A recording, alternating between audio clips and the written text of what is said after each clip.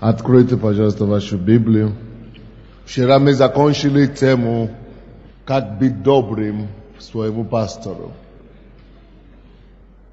Сегодня мы продолжаем с темой «Научись следовать за своим пастором». Когда Бог ставит над нами дары служения, то, конечно же, Господь ожидает, чтобы мы последовали за этими лидерами. Дары служения и пятикратные дары служения – это те, которые должны вести церковь. Если мы не следуем за них, значит, они нас и не ведут. То есть, они не могут вести нас, если мы не будем следовать за них. Вести, быть лидерами над церковью, быть головой, это значит вести. Если они ведут нас, то мы должны следовать. Так что у вас не может быть пастором, а у вас не может быть пастор. Вы не можете говорить, что у вас есть пастор в своей жизни или лидер, если вы не следуете за ним. Одна из естественных потребностей члена церкви – это научиться следовать за своим пастором. Потому что он глава этой поместной церкви. Если мы не следуем за ним, если он нас не ведет в какое-то направление, если мы просто являемся прихожанами, которые приходят, уходят, мы делаем свое, каждый делает свое, нет направления, если мы бизнесмены, мы только занимаемся своими бизнесами, но никому не касается, мы никому не мешаем, и никто нас не мешает. То тогда мы не в церкви, мы только себя обманываем. У нас нет лидера, мы не в церкви. Но если мы действительно есть члены церкви и хотим быть член тела Христа, то мы будем слушать, и как бизнесмены, какие направления идет церковь наша, и какое направление указывает нам наш пастор. Если мы тоже просто обыкновенные рабочие, или где, чтобы мы не были, но члены и прихожане церкви, то как члены этого тела, то мы должны учиться, получить руководство, получить вождение от нашего лидера, чтобы знать, куда нам идти. Что мы не просто существуем, мы не просто живем, мы не просто посещаем служение, но мы идем конкретно по каким-то направлениям жизни. То есть мы не просто для себя живем, мы живем жизнью Христовой. И глава, люди, которые поставлены над нами, они знают то, что Иисус хочет, в данном случае от церкви, этой поместья, где я числюсь как член церкви. Поэтому я должен в моей жизни знать, что у меня есть лидер, кто меня ведет. Лидер должен вести. Написано в Римлянам 13:1, что каждая душа должна находиться, должна быть под высшей власти. Каждая душа должна иметь кого-то, кто ведет ее.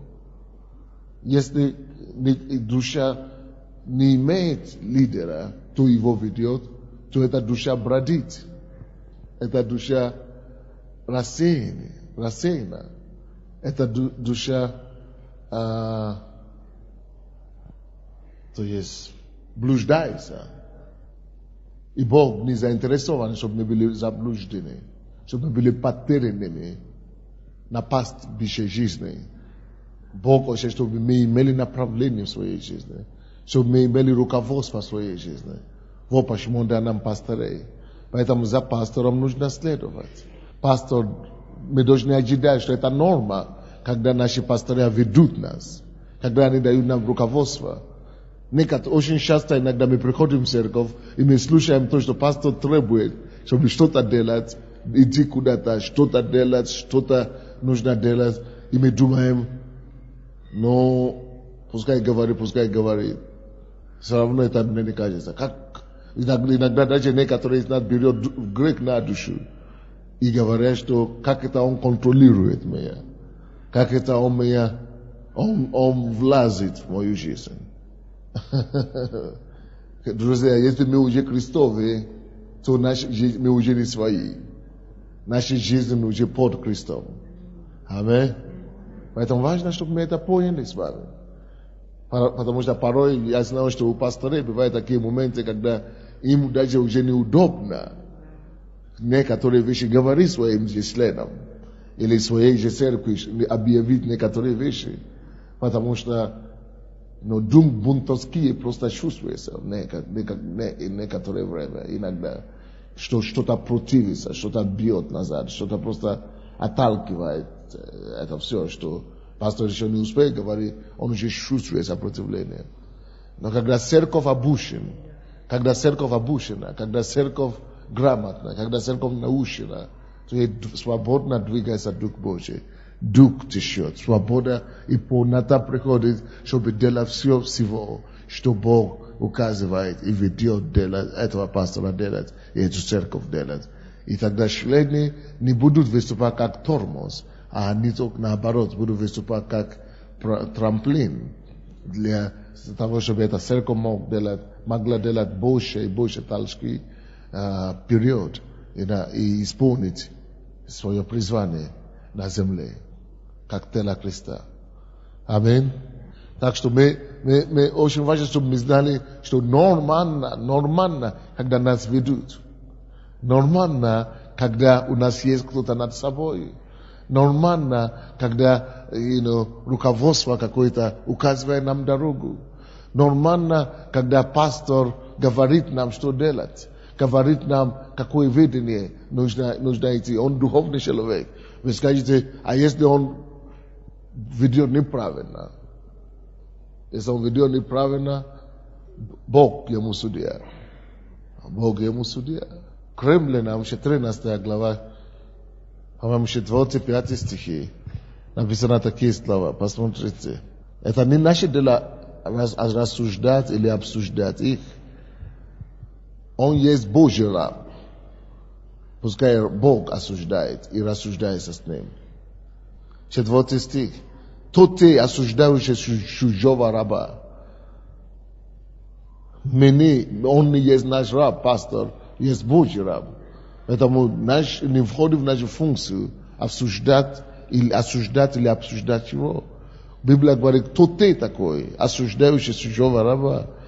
Перед своим Господом стоит он или падает, и будет восстановлен. Ибо силен Бог восставить его. Видите, мы думаем о том, что он упал, он не так делал, он что-то не так правильно смотрел. Хорошо, мы думаем, что упал и так далее, надо что-то делать с ним, снимать, или подумать, или что-то осуждать, или комиссию созвать, или плестить, или, я не знаю, обсуждать, и роптать, или что еще делать, бунтовать. А Бог говорит, что ты вообще не имеешь права трогать. То ты, Бог спрашивает. Теперь ответь ему. Придется тебе ответить Богу, отвечаться перед Богом. Представляешь? Вроде бы человек не прав, да, не прав. Виноват 100%. Но за то, что ты начал трогать его, теперь придется тебе ответить перед Богом. Теперь Бог задает вопрос, а ты кто? Теперь ответь мне. Кто ты? Что тебя осуждает чужого раба? Кто его призвал, ты или я? Это мой он раб. Поэтому теперь ты ответишь передо мной, зачем ты осуждаешь моего раба? Даже если он падает. Даже если он падает, написано. Или если он стоит, неважно. Даже если он падает, то есть это не твоя проблема. Даже если он упал, то мы думаем, если он упал, давайте будем найти пути, как топтать его еще похуже, чтобы он больше не поднялся, как нам его убрать. А Бог говорит, если он упал, то я нахожу способы, как восстановить его. То есть даже вот так Бог мыслит. Бог не смотрит на то, как убрать кого-то. Бог не смотрит на то, как уничтожить кого-то. Бог не смотрит на то, как от кого-то избавиться. Нет, Бог только ищет один способ, один путь. Как восстановить кого-то. Как кого восстановить. Вот чем он занимается. Поэтому Бог говорит, даже если он упал, разве не силен его Бог восстановить его? Бог занимается делом производства, делопроизводством. Именно в направлении восстановления. Его дело восстановить, его дело воссоздать, его дело поднимать, его дело укрепить, его дело как-то украсить. Это мы думаем, что это человек негодный, он плохой, он думает одно дело и другое, как он мог в церкви. Но он такой-сякой, он такой, не такой, он вот такой злой, вот он такой неискренний, значит, корыстный, значит, как нам уничтожить его побольше. А Бог думает в это время на эти все вопросы, как мне его восстановить. Кто хочет думать, как Бог думает? Скажи, наше дело занять Божьей стороны. Божью сторону. Вот наше место. Наше место не в том, чтобы лупить кого-то. Наше дело не в том, чтобы бить кого-то побольше. Наше дело, чтобы заняться восстановлением характера, личности, достоинства, морали и так далее. Поэтому, когда даже наш лидер, в наших глазах, что-то делает не то, он Божий раб, его Господин силен восстановить его. Так что это не наша проблема. Он меня ведет не туда, он ответит перед Богом. Но если даже он меня повел или завел куда-то неправильно, то Бог знает, как меня восстановить. Бог знает, как меня исцелить. Бог знает, как меня вытащить. Бог знает, как меня спасти. Бог знает, как меня... Конечно, если ваш пастор или кто-нибудь ведет вас заниматься или чем-то, или идти против Слова Божьего, для этого у вас Библия есть.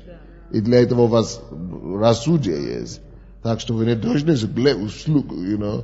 слепо делать некоторые вещи. Я знаю пастор, который пастор нормальной церкви, харизматической церкви, который завел своих помощников, ездит в город с ними и устраивает им стол, только не сладкий. Шампанский, вино, коньяк, разные виды. Мы теперь заработали, обогатились, давай гуляем, погуляем. И эти ребята тоже говорят, ну раз пастор сам заправляет это дело, давайте поможем ему заправляться. А потом они все вместе, они так рухнули, что, Боже мой. Конечно, вы знаете Слово Божье, некоторые вещи написаны конкретно. Мы это не делаем, потому что Слово Божье говорит о них. Так что мы, конечно, не делаем ничего против Слова Божьего. Но вообще-то мы призваны доверяться нашему лидеру. И наш лидер, если он лидер, должен вести нас. Аминь. Слава Господу.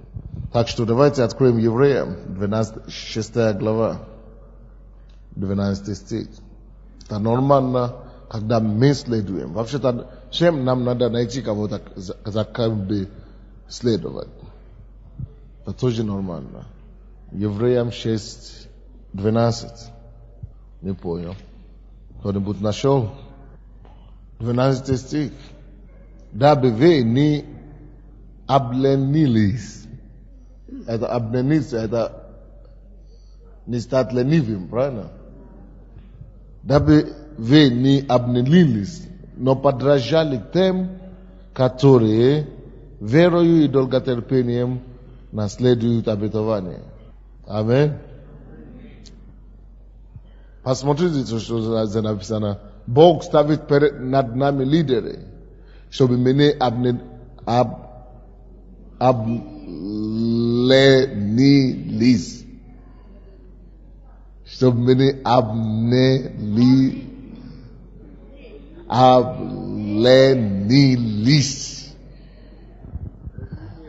Чтобы мы не обленились.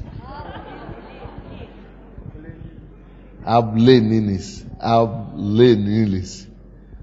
Чтобы мы не обленились, Бог ставит над нами лидера, который должен нас постоянно толкать, куда идти, держать руку, кулак, вести, руководствовать, дать видение.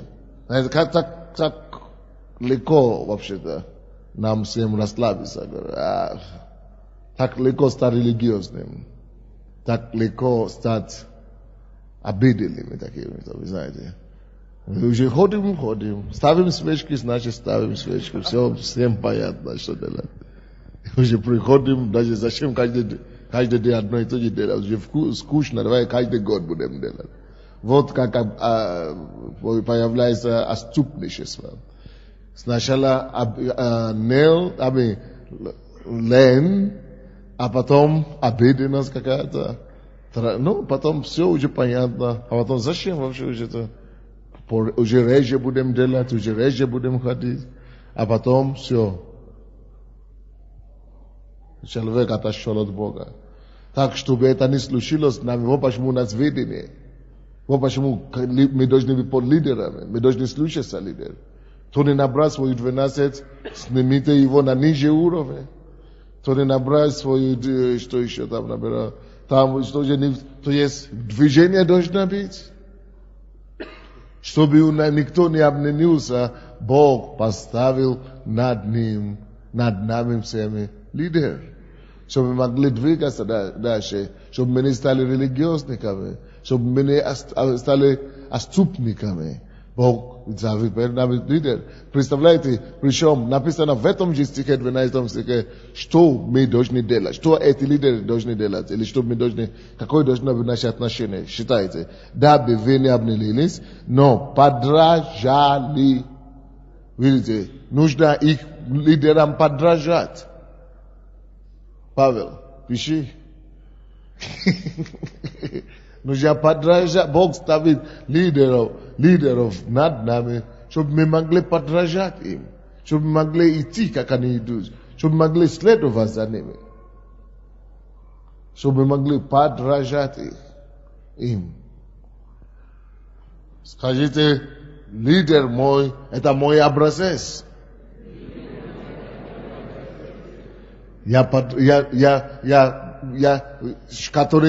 Которому я должен подражать.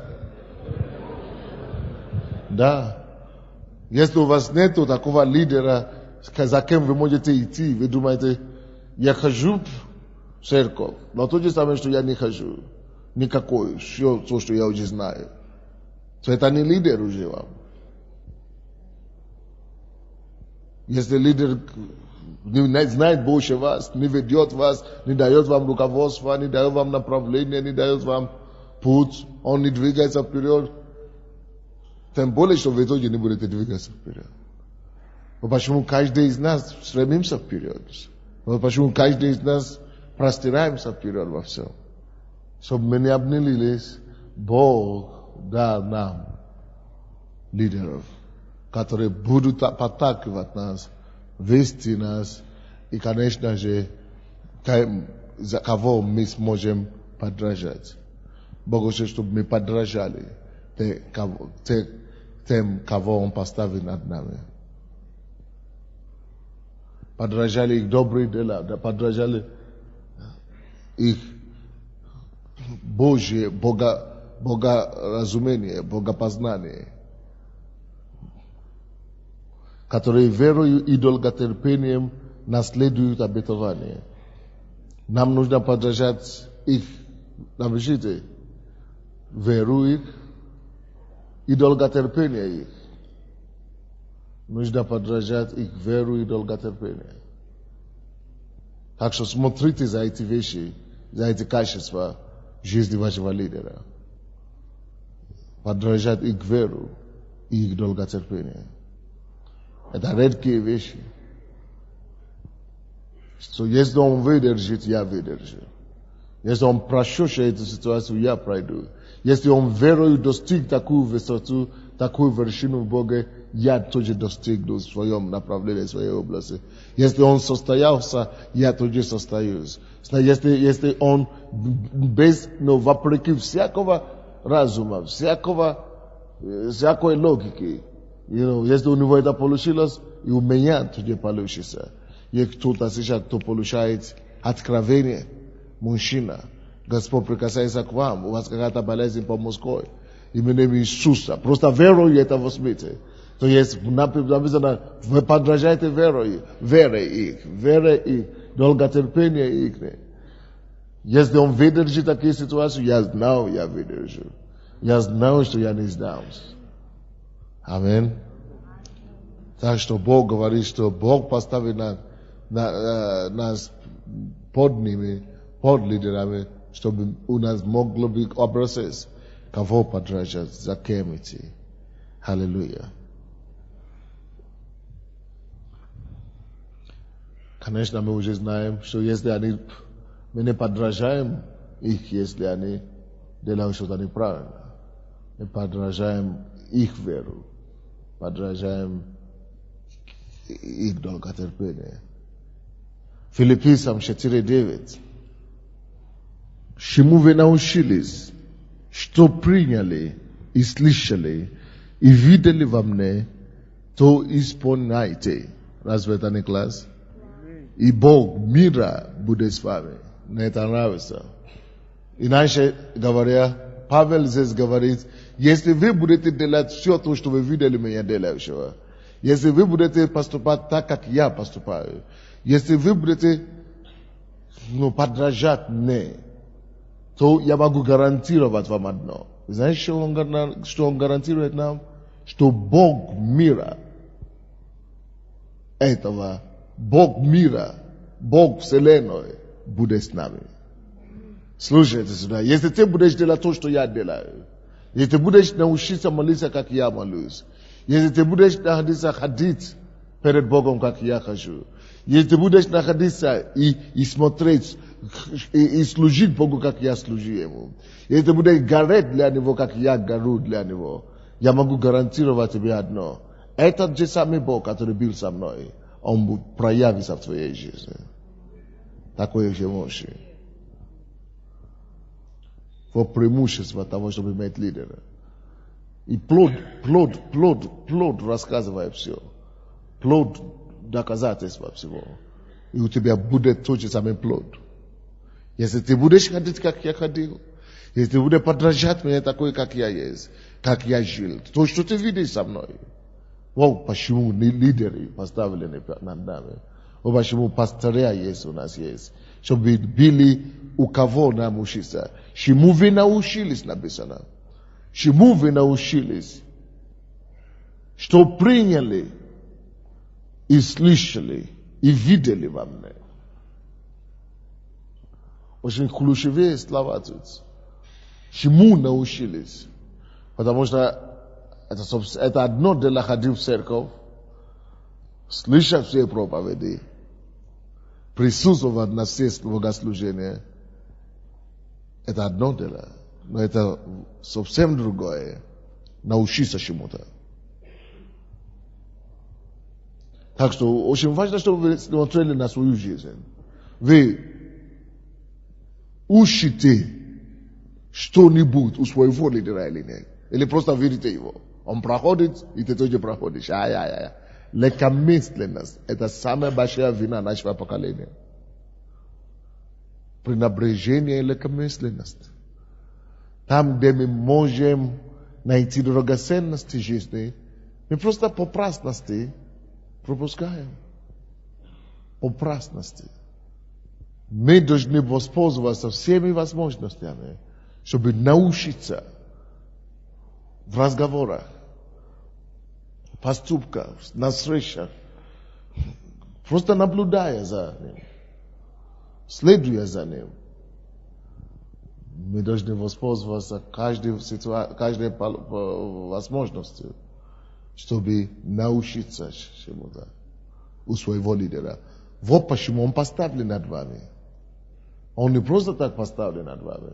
Он поставлен над вами, чтобы он мог что-то вам передать в своей жизни. Чтобы он мог вас вести в своей жизни. Чтобы он мог передать вам некоторые качества, которые потом способствуют Бога проявиться в вашей жизни.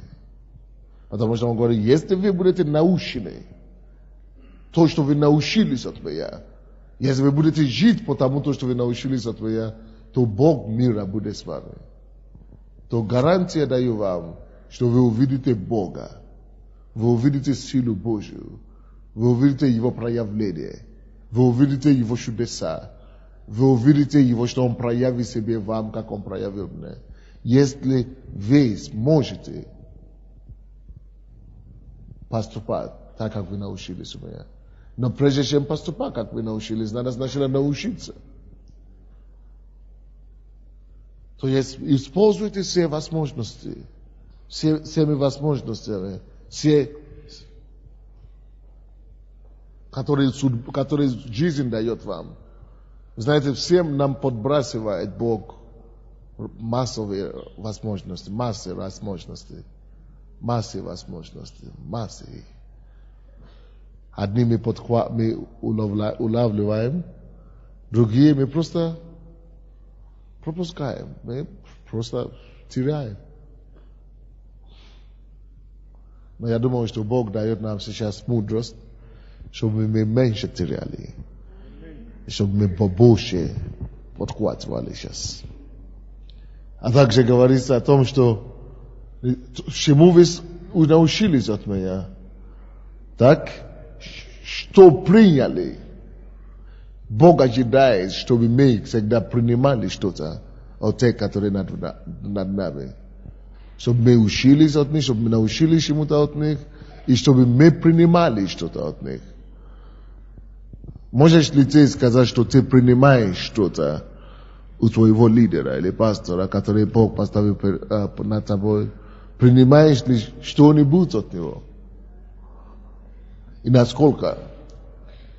Есть некоторые члены такие, так называемые, они попадают к лидерам своим, к членам, пасторам своим.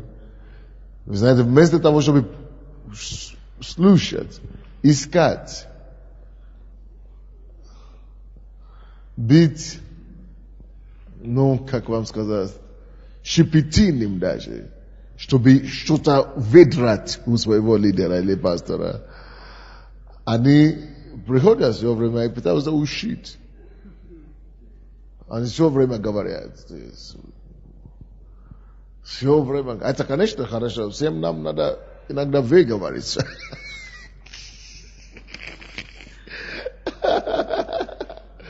Иногда нам всем надо выговориться. Но я вам скажу лучший путь. Вы говорите с тем, который под вами. Но когда вы находите человека, который больше вас знает. Конечно, не только желание выговориться нас толкает. Иногда есть такое человеческое качество, как внутренняя скрытая гордыня называется. Вот именно вот эта гордыня, которая очень выскочится, заставляет вас очень занять роль рассказчика, демагога перед тем, у кого вы должны были учиться. Слишком сложное приложение, да? Но когда мы приходим перед людьми, которые старше нас, которые должны были что-то нас учить, пастыря наши, дары Божьи, и мы хотим, нам может это Боже говорит, это потому что мы хотим тоже сказать, ты знаешь, я не хуже знаю. Или это тоже мне уже открыто.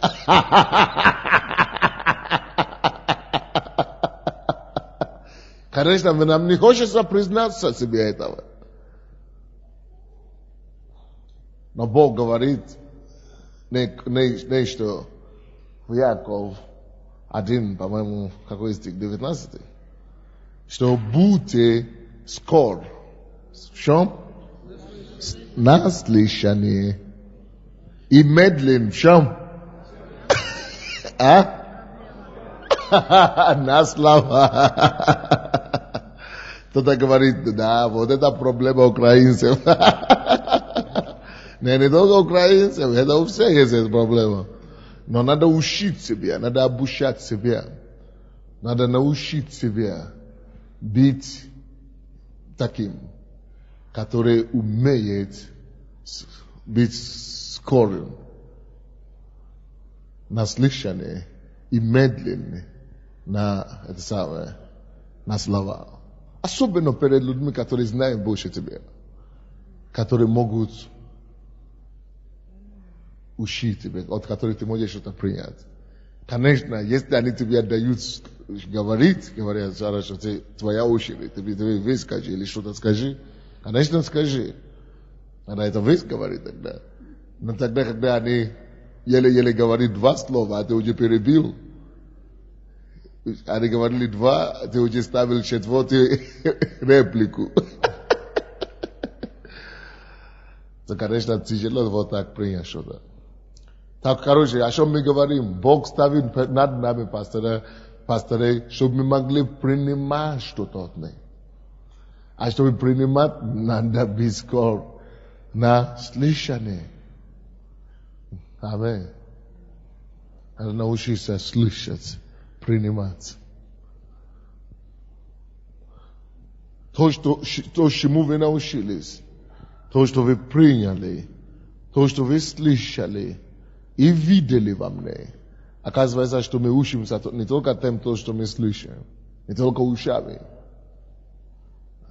Психологи говорят нам, что 80% всего то, что мы запомнили, это то, что мы видели.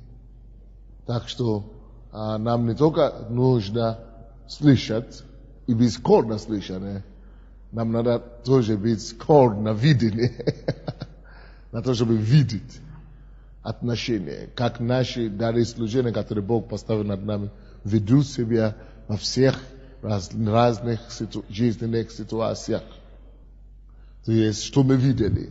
Он требует, и он молится, он ожидает, что эти люди, его члены, они что-то видели в нем, когда он был с ними.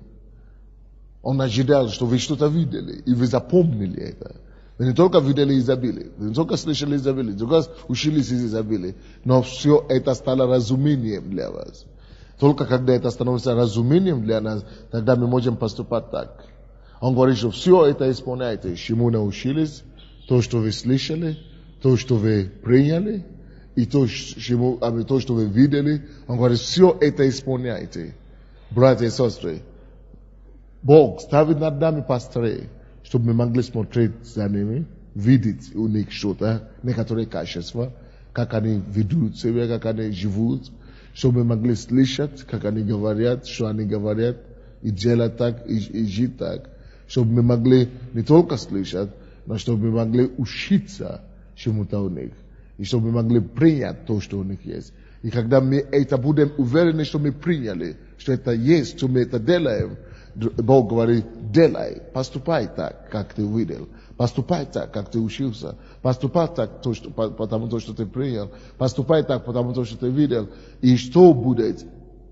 Результат будет в том, что Бог, сам Бог, который был со мной, когда я вот так поступал, сам Бог, который подтверждал того, что я говорил, сам Бог, который принес и приносил мои слова в исполнение.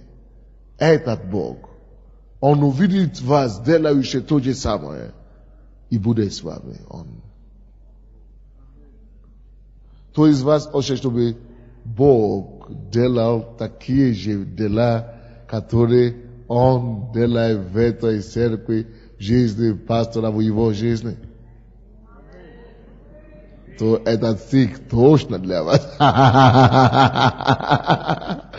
Аминь. Филиппийцам 4:9. Значит, этот стих вам нужно особо выучить. Аминь. Тогда Бог мира будет с вами. Это гарантия такая. Давайте посмотрим другое место Писания. 1 Коринфянам 4:16. 16-17 стихи. 1 Коринфянам 4 глава 16-17 стихи. Поэтому умоляю вас. Почему? Поэтому, чтобы Бог мира этого мог быть с вами.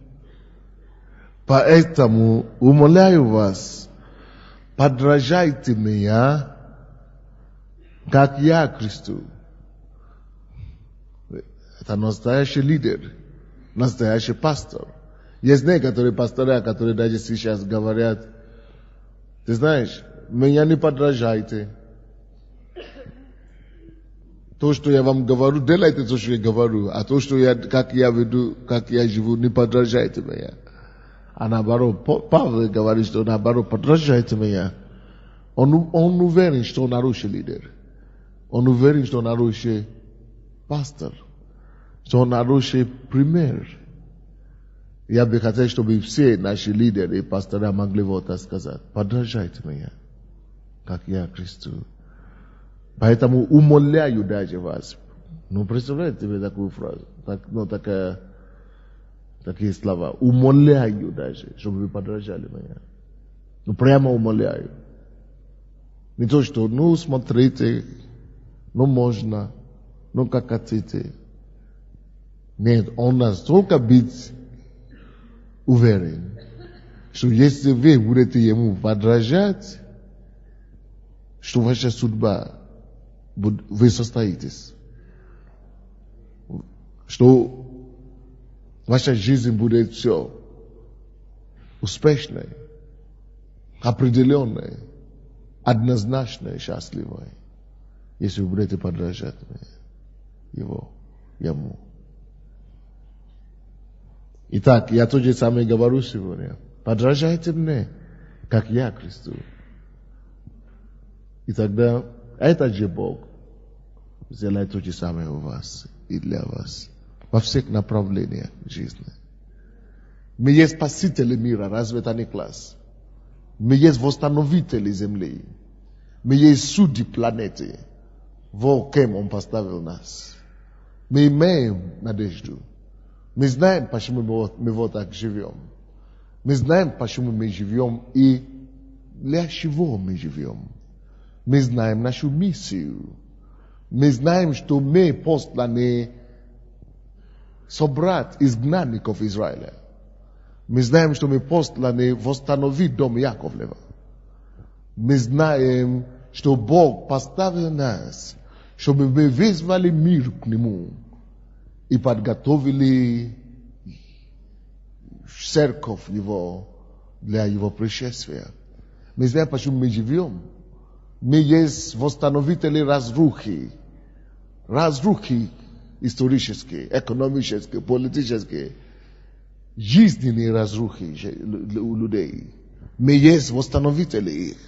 Мы знаем, почему мы живем. Мы есть носители Бога. Он внутри нас. Он живет с нами. Он с нами ходит. Мы есть личности в этом мире, которые знают своего Творца, которые знакомы с реальностью, которая ждет нас после жизни. Мы знаем, что здесь это не все, это не жизнь вся. Здесь это всего лишь промежутка времени. Поэтому мы не тратим время зря, мы не теряем свое время. Мы сохраняем время, мы сберегаем время. Мы знаем, что жизнь намного дольше. Жизнь вся впереди. Не впереди сейчас, а впереди вечности. Мы знаем, кто мы есть. Поэтому мы не убегаем от ответственности. Поэтому мы не убегаем от работы сейчас. Мы знаем, что сейчас это единственное время, которое у нас есть, заработать богатство, сокровище Царства Небесного. Так что подражайте нам, как мы подражаем Христа. Вы знаете, порой даже некоторые люди, вы можете не знать, почему мы так поступаем, как мы поступаем, почему мы живем так, как мы живем, почему мы бьемся так, как мы бьемся. Вы можете даже не понять это. Вы можете это даже не знать. Но если вы будете подражать и делать то, что он делает, то, что вы видели, то, что вы слышали, то, что вы приняли, то, что вы научились, то, друзья, Бог все равно за это послушание будет проявляться и даст вам те же самые благодать, которые Он дал. Аминь. 16, какой стих есть? 17 стих еще. Для сего я послал к вам Тимофея, моего возлюбленного и верного Господа Сына, который напомнит вам о путях моих во Христе Иисусе, как я учу везде во всякой церкви. Он напомнит вас. Вот почему именно Тимофея я послал к вам. Потому что он такой. Он тот, который подражает меня. Он такой. Он тот, который что-то принял от меня. Он тот, который научился хорошему от меня.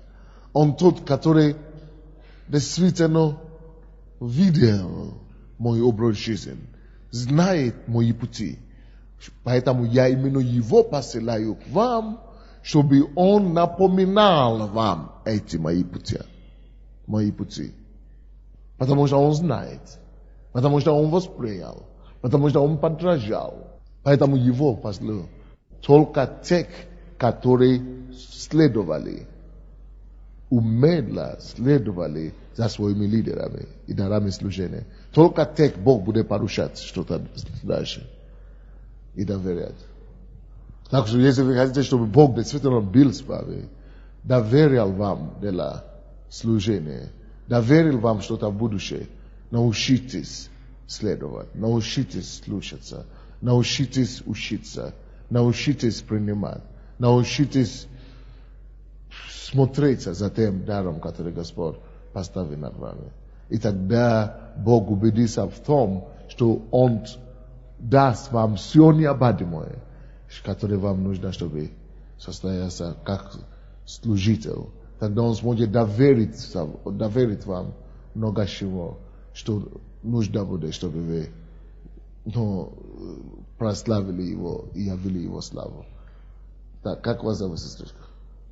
Вот это красное. Да, вы подойдите ко мне после служения в офис. Хорошо? Аллилуйя. Как мы назвали эту тему сегодня? Научись следовать за пастором. Вы думаете, что нужно научиться такому сейчас? Вы думаете, нужно будет? Важно, действительно. Важно научиться этому. Помните пример Илья и Елисея? Не помните? Вы помните, мы только что, по-моему, где-то месяц назад,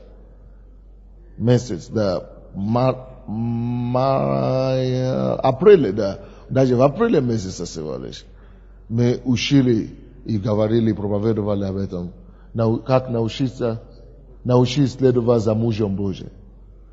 Была такая проповедь. Научись следовать за мужем Божьим. Целая проповедь. Поэтому я не буду говорить подробнее об этом. Если вы хотите слушать это, вы можете взять эту кассету.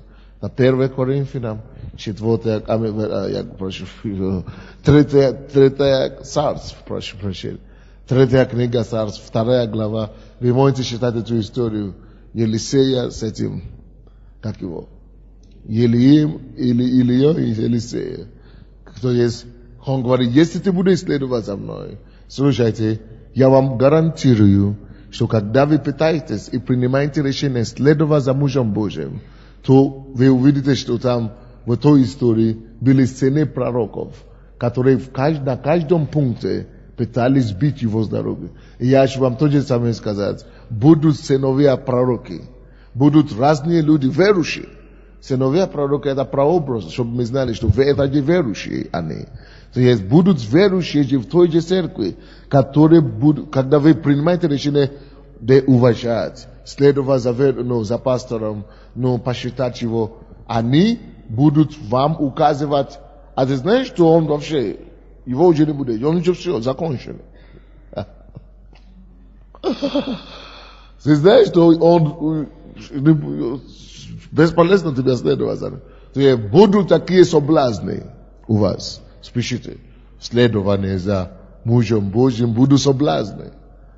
Я тогда говорю, что первая соблазн была от самого Илия. Если кто помнит эту проповедь. Первая соблазн будет со стороны этого же лидера, за кем ты следуешь. Он что-то скажет резко однажды. Ты скажешь, жили это проповедник. Другой раз он так тебя побьет и накричит на тебя. Он не годится, чтобы за ним следовать. А я думал, что он вообще Бог. А я думал, что он совершенный должен быть. Но Иисус не был таким. Но когда ты станешь Иисусом, тогда будем знать, каким ты будешь. А я думал, как он мог, вот как он себя ведет. А я вам гарантирую, сразу после этого вы найдете братья и сестры, сочувствующие, которые любят вас. Я тоже это видел, я тоже это заметил. Ты что, только что видел? Я давно уже это заметил. А я думал, что я только... А я думал, что только я это самое. А я не знал, что он будет к тебе так...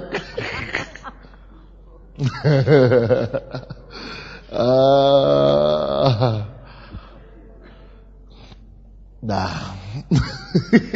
Называется сыновья пророки. Да. Но поймите, если вы выдержите, если вы пойдете узкой дорогой, то эти же люди, которые пытались вас соблазнять, они будут обращаться к вам за помощью. И чтобы вы взяли их в их команду, когда вы состоитесь. Потому что когда он уже возвращался, и они заметили, что он вернулся не пустыми руками, а с мантией, они сказали, дай мы послужим тебе. И поклонились потом ему. Вот что будет. Вот что будет. Так что стоит. Потому что тогда Бог Илии будет с вами. Вы помните, он говорит, что если вы будете делать все то, что вы видели у меня, то Бог мира сего будет с вами. Бог мой, который был со мной, он будет с вами. Помните, как мы это читали в Филиппийцам, да? 4:9. То тут он говорит, когда он, Илия тоже уже пришел, он уже был, Елисея уже был верным до конца Илии. И когда пришел такой момент решающий, он подошел к этой реке, и он не мог пройти. Но это была ужасная ситуация. И он запомнил, что бы делал мой господин в этой ситуации. И он поднял его мантию. И говорит, милость, поднял его милость. И говорит, где же Бог, где же Господь Бог Илии? Если я подражаю его, если я делаю, как он делает, если я делаю то, что я видел у него делающий, если я делаю то, что я учился у него, если я принял это у него, если я подражаю его на самом деле, и я не сомневаюсь в этом, то где же это Бог, который подтверждал его чудеса, знамения? Если это Илия, Бог пройти через это Иордан, он же прошел, саже я тоже пройду, где Господь Бог Илии? Чтобы вы могли задать этот вопрос и призывать Господь Бог Илии и Господь Бог мира сего, чтобы он явился себе вместо вас, вы должны иметь свидетельство, что вы подражали и следовали за кем-то тщательно. Вот как она передается. И тут Бог явился, потому что его свидетельство это не лесть. То, что его призыв, его крик, это не просто крик помощи или без помощи, без выходности. То есть то, что он говорил и ссылался на Илия, то Бог засвидетельствовал, что да, ты действительно ходил, ты действительно подражал, ты действительно был хорошим слугой, ты действительно был хорошим учеником, поэтому я есть Господь Бог Илии, который был с ним, и таким же образом я прихожу сейчас и даю тебе это подтверждение, и написано, что разошлась эта река, и он прошел под сухой водой. Но если ты ничего не делал, не подражал, не учился, не был хорошим учеником, хоть кричи до завтра. Вы помните 7 сыновей из Кефа, Деяния апостолов. Он говорит, что Павла я знаю. Вы же не его ученики. Вы его не подражали. Иисуса я знаю, а вы его не подражали. Поэтому побейте их, разорвите с них, это еще костюм, который они держатся за них. И написано, что они побили их, что они вынуждены убежать оттуда ногами, потому что сняли с них костюм ногими. Серьезное дело. Дьявол тебя, ой-ой-ой, шкуры тебя снимет. Если ты попробуешь не слушаться лидеру, а очень подвиги творит. Над тобой подвиги будут творить. Я уже их знаю. Эти начальства и власти, и мироправители века сего, как они издеваются над проповедниками. Спроси у меня, сколько проповедников уже похоронены, умерли, погибли, из-за того, что они содерживали, они не держали духовные принципы, они не, как вам, субординации не имели. И они теле баши их падают, рушаются. К сожалению. Семьи теряют, детей теряют, служение теряют. Есть такие самовольные проповедники много. Слава Богу, что у нас такого нет. Но есть такие церкви, может быть, вы не слышали такого никогда, но есть такие действительно церкви, когда кто-то просто из лидеров, может быть, лидер домашней группы, или помощник пастора, или, разные бывают, кто они, или просто член церкви, берет какие-то единомышленников, 3, 4 или 5, и разделяют церкви, и уходят, начинают что-то свое. Одно там, другое там. А без субординации ночной, а потом эксперименты сыновья Скифи начинают повторяться над ними. Эксперименты кого? Сыновей Скифи.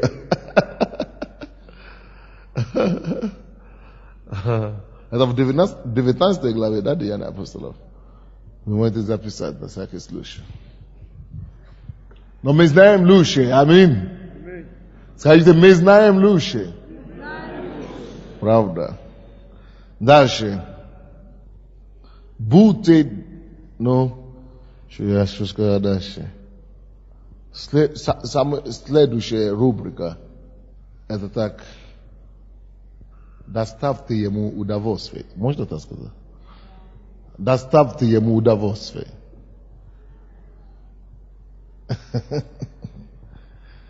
Вы и напишите потом, чем же я могу доставить удовольствие своему лидеру?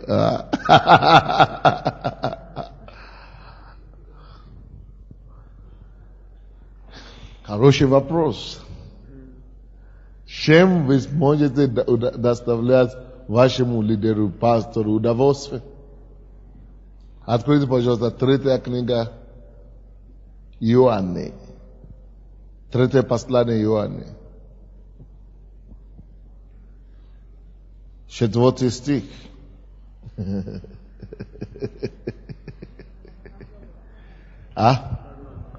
Не, я сказал, 3 книга Иоанна. 4 стих. Видно, что вы плохо читаете Библию. Там нету главы. Там одна только глава. Лусия есть в Библии? Что-то не вижу. Да, ну достаю потихонечку.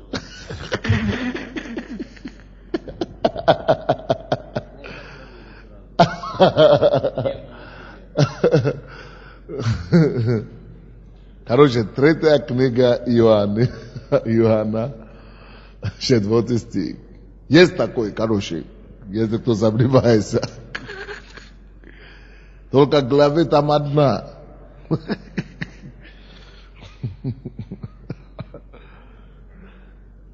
Вот я открыл. 3 соборное послание апостола Иоанна Богослова.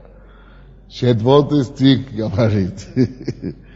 Для меня, я вам скажу, каждый проповедник вам это повторит.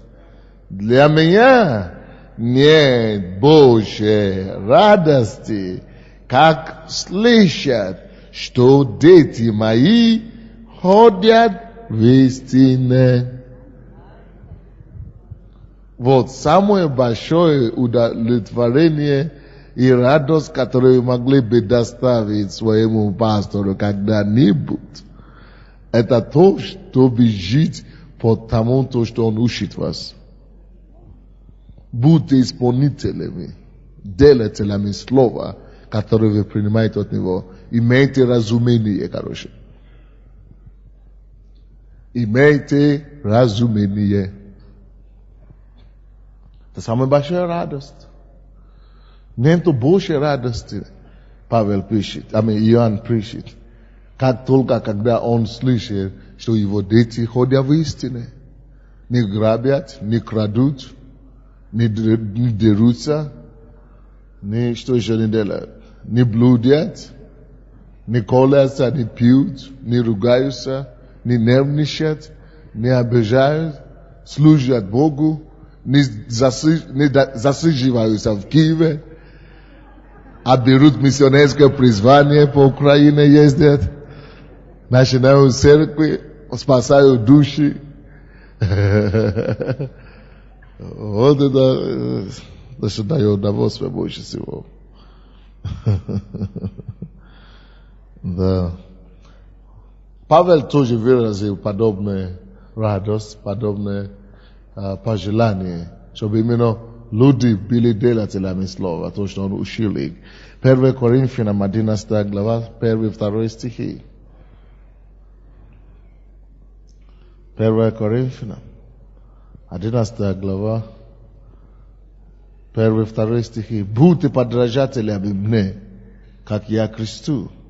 Хвалю вас, братья, что вы все мое помните и держите предание, так как я предал вам. Видите, он говорит, хвалю вас. Он не говорит, Господа хвалю. Нет, он говорит, их хвалит. Их хвалит. Их хвалит. За что он хвалит их? Не за то, что подражают только. За что? Потому что, помнят. Что такое помнят? Когда ты помнят то, что тебе передано. Что это такое? Разумение, молодец мальчик. Это есть разумение. Когда ты слышишь проповеди, когда ты слышал и держишь это, и это все осталось у тебя внутри, это значит, у тебя есть разумение. Вот за разумение он и хвалит их. Аминь. Еще раз, за что еще он хвалит их? За разумение и за что? Ну, считайте дальше, там где написано. Во 2 стихе. Все уже. За то, что помните и держите предание, это разумение, так как я передал вам. Так как я передал вам. Так как я передал вам. Именно точно так, как я передал. Так как нету искажений. Нету искажений. За полное послушание, за полное, четкое передачи того, то, что... За то, что они точности исполняют слово. За то, что они благомысленные. Вот это доставляет радость любому пастору, любому лидеру. Старайтесь быть делателями слова. Как это делать? Каждый раз, когда вы слушаете проповедь, зададите вопрос себе, какие выводы. Причем это писать в этом конспекте. После каждой проповеди вы слушаете, конспектируете. И после того напишите, какие мои выводы. Что мне менять, что меня исправить в своей жизни. Что еще не делаю из этих всех пунктов. Что желательно добавить и начинать делать. Что я не так делаю. И так далее, и так далее. То и сразу же приступайте к этому делу, чтобы начинать делать так, как вы приняли. То это должно быть после каждой проповеди.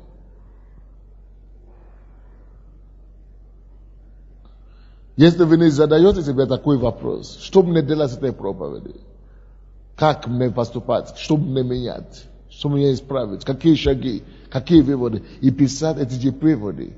Ага, значит, я буду вставать раньше. Ага, значит, я буду уже.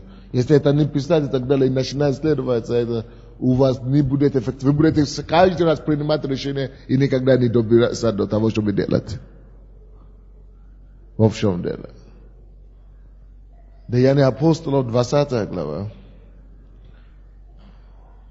28 стиха по 32 стихи.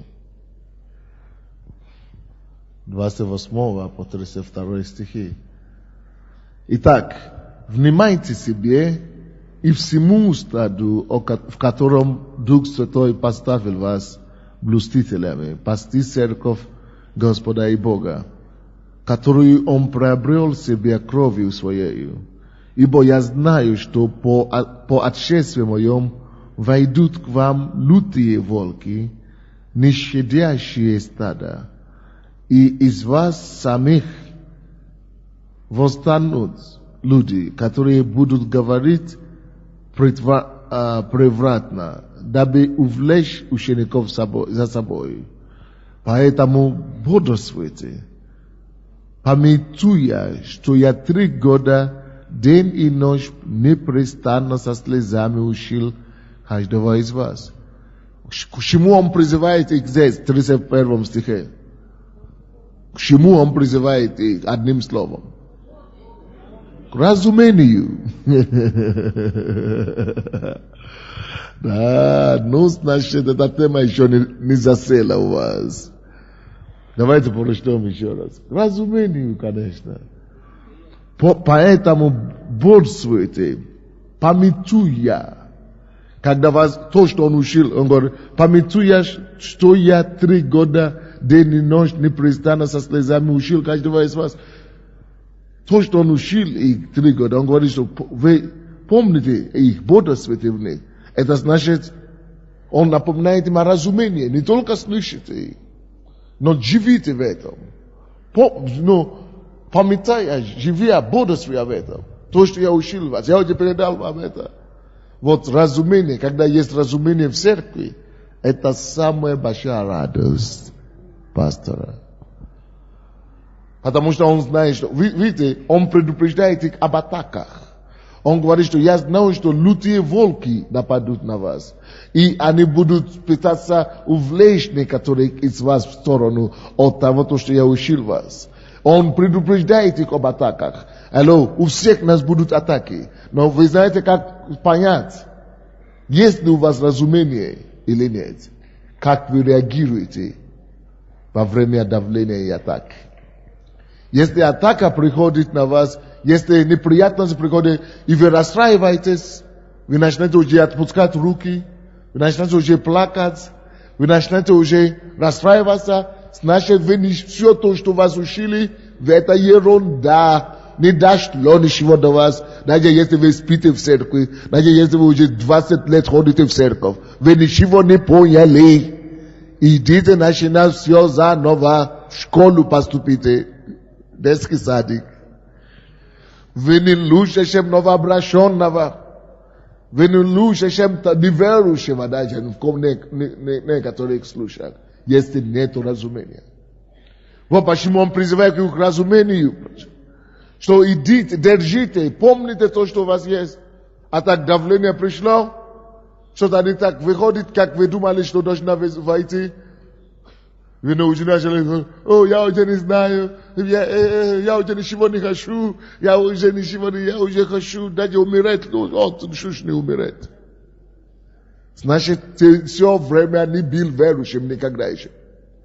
Вы поймите одно дело. Верующие, которые совершают самоубийство. Вы знаете, почему они идут в ад? Не потому что они убили себя. Потому что я думал, может быть, это неправильно, может быть, это неправильное суждение, что люди, которые совершают самоубийство, идут в ад. Но я опять убежден в том, что это ад. Они идут в ад точно, 100%.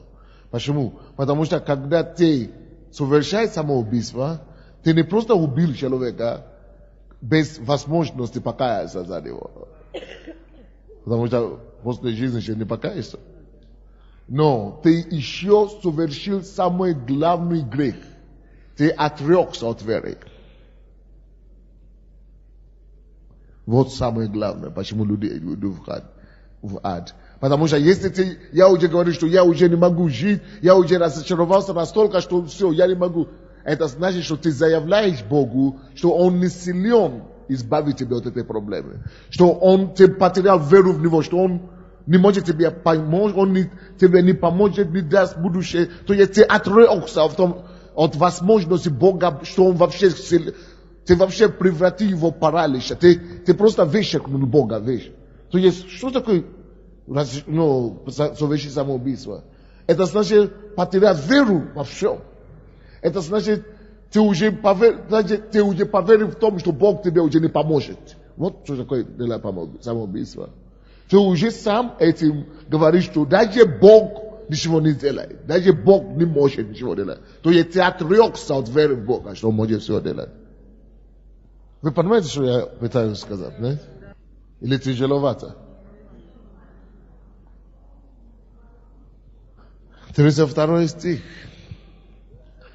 И ныне передаю вас, братья, Богу и Слову благодати Его, могущему назидать вас более, и дать вам наследие со всеми освященными. Павел говорит им, возьмите слово, держите слово, вспомните слово, потому что лютые волки идут к вам. Алло, лютые волки всегда нападут на тех людей, у кого нет разумения. Это для них как магнит. Повод. Когда он видит, что вы не утверждены. Вы слышали какие-то слова, но не утверждены в них, он начинает следовать. Он просто гонит. Вот я. Потому что он знает, что вы не устоитесь.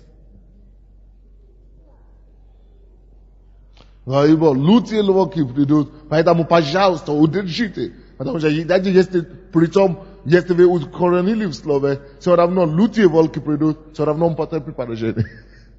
Все равно вы побьете его. Но когда он знает, что вы не держитесь никак, он бьет и издевается. Так что разумение — это призыв, это зов, это крик Бога в это время. Скажите, мы все нуждаемся в разумении. Каждой теме, каждое откровение, которое Господь дает нам. Аминь. Евреям 13:17. Евреям 13:17 стих.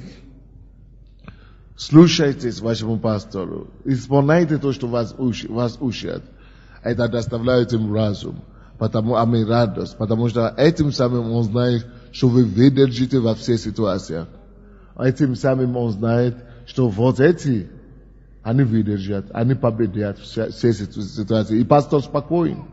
У него меньше проблем. Он знает, что вы не будете плакаться ему все. Он знает, что раз вы прошли эту ситуацию, все. А раз у вас есть это самое, вы укоренили в слове, что все. Что ничего вас не победит и не уничтожит. 17 стих говорит, Евреям 13, повинуйтесь наставникам вашим и будьте покорны, ибо они неусыпно заботятся о ваших душах, как обязаны дать отсчет, чтобы они делали это с радостью, они воздыхая, ибо это для вас не полезно. Бог говорит, что повинуйтесь наставникам, повинуйтесь пастырям и будьте покорны. Это самый большой, то, что вы можете, как вы, это другой способ, как вы можете доставлять радость вашим лидерам, вашим пастырям, повинуясь и быть покорны им. Потому что они должны дать отчет о вас. Когда вы повинуетесь им, и тогда они могут дать положительный отчет о вас. Бог требует от каждого, у каждого от нас отчет. То же самое, если вы лидер группы 12 или что, Господь будет требовать от вас отсчет за душу каждого человека. Так что мы должны это знать. Мы должны так ревностно и ответственно брать на себя инициативу и заботиться о тех людей, которые под нами. Потому что Бог просит у нас отчет. И чтобы Бог говорит, чтобы ваши лидеры могли эффективнее давать отчет, чтобы они могли выполнить свои обязанности с радостью, не воздыхая, то лучше, чтобы вы слушались им. Это будет для вас полезно. Но если вы не слушаетесь им, это не полезно для вас. То есть не полезно, опасно не слушаться. Непослушание несет с собой опасность. Аминь. Вы можете еще написать Иаков 1, 21, 25. Иаков 1, 21, 25. Это говорится о том, что не за что учиться, если мы учимся и не будем делать то, что мы учимся. То, что мы учим. Не за что слышать проповеди, если мы не будем делать целыми проповеди, которые мы слышим. Не за что учить какие-то истины, откровения, если они не станут счастью в нашей жизни. Это не стоит. Поэтому, отложивши всякую нечистоту и остаток злобы, кротости примите насаждаемое слово, могущее спасти ваши души. Будьте же исполнители слова, видите, а не слушатели только, обманывающие самих себе. Что он учит нас здесь, Иаков? Что Иаков учит на 22 стихе? Будьте же исполнители слова, а не слушатели только, обманывающие самих. Что он учит нас тут? Разумение, конечно. Я 3 раз спрашиваю, чтобы дошло до вас опять. Боже мой, ну туго дается у вас это дело. Ну туго у вас получается с этим делом. Разумение. Разумение это когда мы имеем способность не только воспринимать или слышать, но когда мы держим это, когда мы живем этим, когда это живет в нас, когда мы можем, когда мы способны поступать соответственно этому слову. Аминь. Ибо кто слушает слово и не исполняет, тот подобен человеку, рассматривающему природные черты лица своего в зеркале. Он посмотрел на себя, отошел, и тот сейчас забил, какой он. Но кто вникает в закон совершенный, закон свободы, и пребудет в нем. Заметьте себе слово пребудет в нем. О чем это? Раз, вот, теперь уже пребудет в нем. Тот, будучи не слышателем, забывшим, но исполнителем дела блажен будет в своем действовании. Вот разумение. Это говорится о разумении. Все. На этом я заканчивал, но семинар еще нет. Напишите последний абзац, это фраза несколько.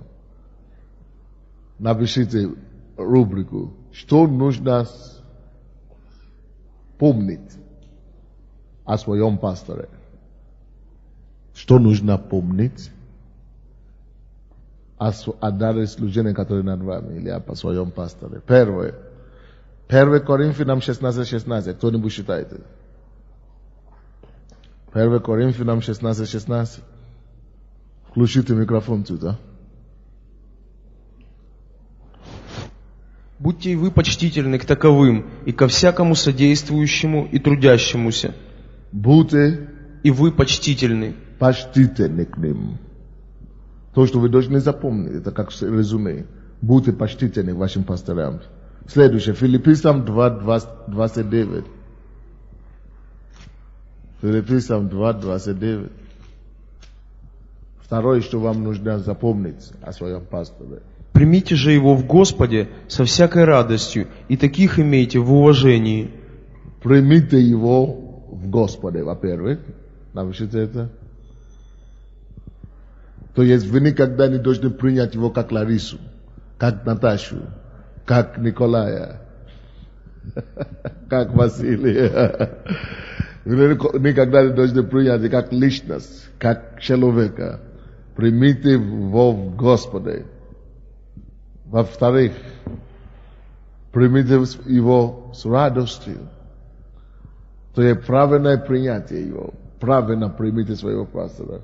Примите с радостью. Третье, примите с уважением. Следующее, что вы должны запомнить о своем пасторе. 1 Коринфянам 9:14. Так и Господь повелел проповедующим Евангелие жить от благовествования. Финансируйте вашего пастора. Дайте им жить от Евангелия. Проповедующие Евангелие должны жить по Евангелию. Обеспечивайте своего пастора. Следующее. Галатам 6:6. Наставляемый словом, делись всяким добром с наставляющим. Следующее. Делись всяким добром с ним. То есть всяким добро, это не только материальное, вообще добро. Это может быть слово. Это может быть благодарность. Это может быть слово, насколько вы признательны, то, что он делает для вас. Это может быть свидетельство, как его служение меняет или помогает вам. Добро, которое вы переживаете. Всякое добро, которое у вас попадается, делитесь добром с ним. Всяким добром. Делитесь с пастором, служителем, который над вами. Следующее. И последний на конференции. Филиппийцам 4 раза. Впрочем, вы хорошо поступили, принявши участие в моей скорби. Примите участие в вызовах, скорбях, трудностях вашего пастора. С пониманием относитесь, помогайте, будьте с ним, чтобы он не был один, чтобы он не чувствовал себя один. Примите участие в его скорби. Вопросы есть? С какой стих? Еще говорят, добавят еще один стих. Пастор, я здесь же, не я один. Да, мне вспомнился апостол Тов. Он всегда говорит, Иоанна 6 глава, кажется, 63 стих. Слова, которые я говорю, суть дух и жизнь. Помните? Да, послушайте, это очень важно. 1 Фессалоникийцам, 2 глава, 13 стих. Павел за что благодарить Фессалоникийцу церковь. «Посему и мы, непрестанно благодарим Бога, что, приняв от нас слышанное Слово Божие, вы приняли не как Слово человеческое, а как Слово Божие, каково оно есть поистине, которое и действует в вас, верующих. Если мы принимаем пастора, проповедника, который проповедует, лидера, как Слово Божие, видим в нем Бога, видим в нем Духа животворящего, и принимаем как Божье Слово, то оно начинает действовать, то оно начинает живым и действенным. И Павел говорит, смотрите, чтобы никто вас не увлек философией. Потому что только одни слова Божии, оно имеет суть, дух и жизнь. И они дают помазание, дают силу, и они потом плодоносят. А если мы принимаем это просто как слова человеческие, то они ничего, эти наставления не дадут. Потому что слова, они живые. Это все равно, что я посеял горох, там петрушку, там и что-то, оно приносит плод. А если я послушал философию человеческой, это все равно, что я посеял часы, стулья, машину и жду пользы какой-то. Это пустота. Поэтому мы не принимаем как дар Божий. Поэтому всегда нужно принимать как слова Божии. Апостол Тов всегда напоминает, слова, которые я говорю, суть дух и жизнь. Аминь. Есть ли вопросы или что-нибудь уточняете, или что-то непонятно? Все понятно. Все понятно, но это не главное. Главное, чтобы оно стало разумением. Мы сейчас помолимся, а потом у нас будет 10 минут, 15 минут перерыв, а потом у нас будет миссионерская школа, пасторская школа для тех, которые знают, что у них есть призвание быть пастором и миссионером. Давайте станем, будем молиться. Господь, мы благодарим Тебя за сегодня. Мы превозносим Тебя за это слово, которое мы слышали от Тебя, которое мы приняли от Тебя, Господь. Спасибо, что Ты проговорил нам сегодня. Мы открываем свое сердце для этой истины, чтобы мы не только были слушателями слова, но чтобы мы еще были делателями этого слова. Помоги нам, Господь, быть исполнителями этого слова, Господь. Мы просим Тебя во имя Иисуса Христа. О, Господь, дай нам пропитываться в этом слове, жить в этом слове и прославить Тебя в этом слове. Помоги нам, Господь, чтобы мы могли быть образцами людей, которые проявят Твое дело, как Тимофей, который Ты сможешь доверить это Евангелие. Господь, Ты сказал, если мы будем принимать и поступать потому, что мы научены, что Ты будешь с нами. Мы просим, Господь, чтобы Ты проявлял себя через нас во имя Иисуса Христа. И весь народ Божий сказал Аминь.